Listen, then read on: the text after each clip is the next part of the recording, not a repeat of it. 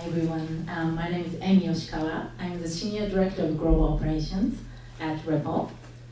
Ripple is a blockchain technology company based in San Francisco, and our mission is to enable the world to move money just like information does today. Thanks to the internet, now that we can send the information or data to anybody around the world instantaneously, but when it comes to money, there's still a lot of friction, particularly in the area of the cross-border payments. So that's what we, sorry. That's what we are, is it on? Okay, just turn on. Yeah. You grab that one right there. How about two mics? Yeah. One of them will work, maybe? So so cross-border payments is our real focus, and today we are building a decentralized network of cross-border payments and working with more than 300 financial institutions today. So at Ripple, my responsibility is to really expand our business into overseas, and particularly I focus on Asian markets, Japan, Korea, and also China to some extent as well. And my first encounter with Bitcoin actually goes back to 2011 when I was in business school at the HBS. At that time, I was really focused on technology commercialization. And even though I was a business school student, I took some courses at the engineering school, and I was kind of going back and forth between business school and engineering school, and it was always kind of looking for cutting edge, kind of next big thing in the technology. And somehow I kind of ran into this concept of Bitcoin and thought it was really fascinating, particularly because I originally came from financial services industry before business school, and I really firsthand experienced this whole financial boom and buzz. And from the experience, I knew that today's financial system is kind of broken, right? It's not sustainable. So we need a new kind of financial system. But at that time, I didn't know what it will be. Maybe Bitcoin had a potential, but back then it was so early days that there was no industry around it. So at that time when I was in business school, most of the students were no longer interested in finance, right after the financial crisis. But instead, there was a whole rise of social impact, sustainability movements, and I was also became really drawn into that space. So after business school, I came over to Silicon Valley and joined a sustainability technology startup. And also, I started my own consulting business that helps companies build sustainability tech businesses. And one of the projects that I did was really interesting. We built a microgrid on a remote island in Indonesia. So as you might know, microgrid is a basically decentralized system of power generation and distribution. And in the traditional power sector, it's all centralized, right? But then in a remote area or like island, decentralized system makes much more sense, and it's much more sustainable because you can utilize locally generated renewable energy. So that experience really was really big to me, made me think about the power of a decentralized system. And also through the experience, I got a chance to interact with many, basically like remote villagers without the access to financial services. So that was also a big experience.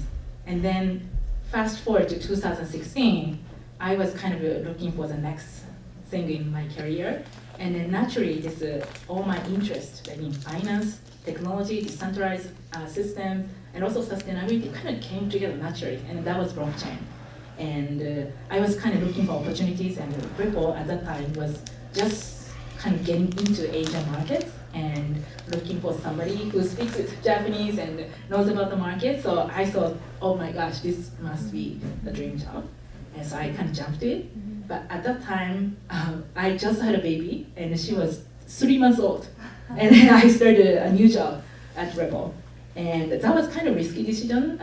But now looking back, I felt like I made a good decision because by getting into the industry in 2016, actually, bringing two, we were able to see the whole kind of evolution of the industry. That was an amazing time, particularly 2017. Yeah.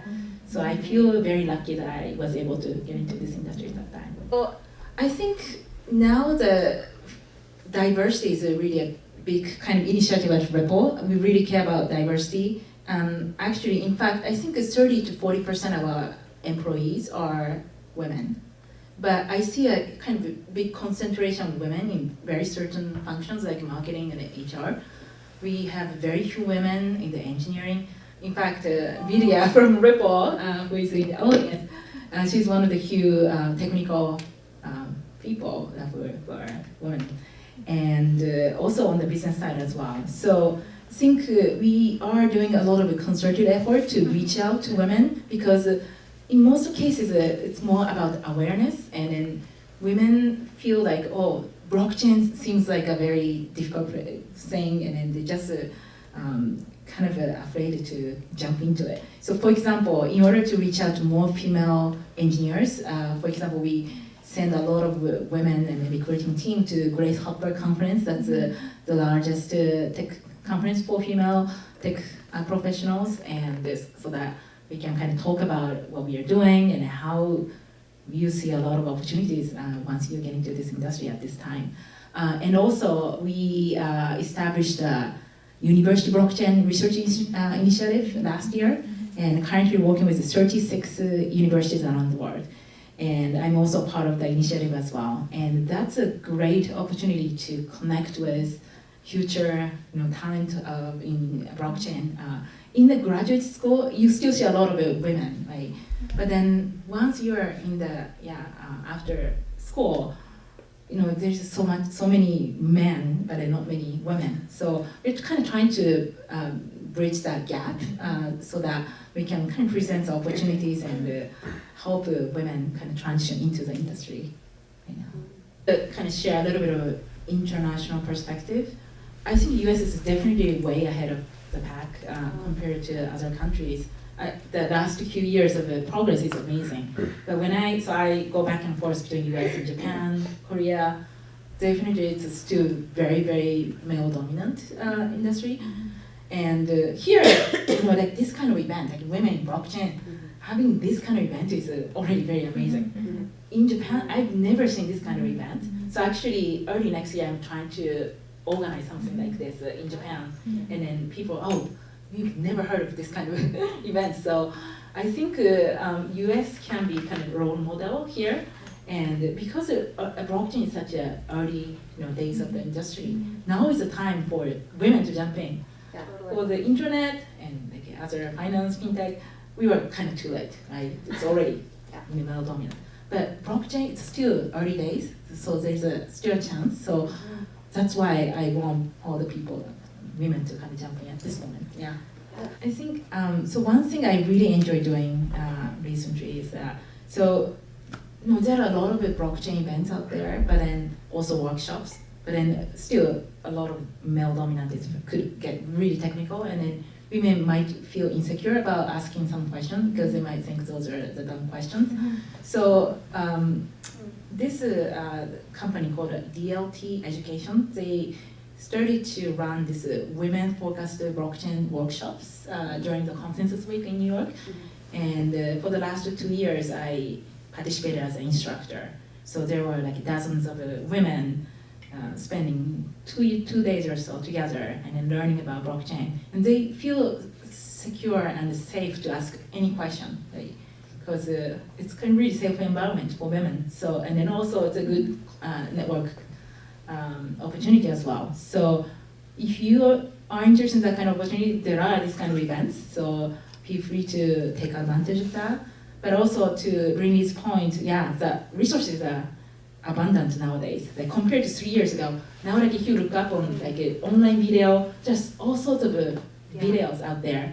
And so I recommend that you maybe start with the video and then understand the concept, and then maybe next the step, if you want to get a little bit more technical, I suggest that you look at this Andreessen Horowitz Crypto Canon website. That has a great compilation of articles about, it's kind of a little bit get technical, but then if you really want to understand the fundamentals, that's a great resource.